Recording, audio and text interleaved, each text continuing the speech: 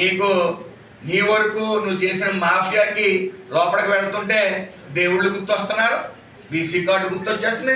అసలు ఈ అగ్రిగోల్డ్ స్కామ్ గురించి నువ్వు ఇప్పుడు వరకు నోరెప్పలేదు, క్లీన్ బౌల్డ్ నువ్వు అందులో.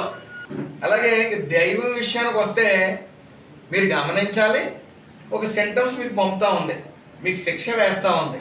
మీరు చేసిన అవినీతి, దేవాలయాల పట్ల మీరు చూపించిన అశ్రద్ధ, ప్రసాదాల మీద నాణ్యత లేకుండా మీరు చూపించిన చిన్న చూపు, ఏడుకొండలవాడి ప్రసాదం మీద, ఇవన్నీ వెరసి మీకు వేసిన శిక్ష 11.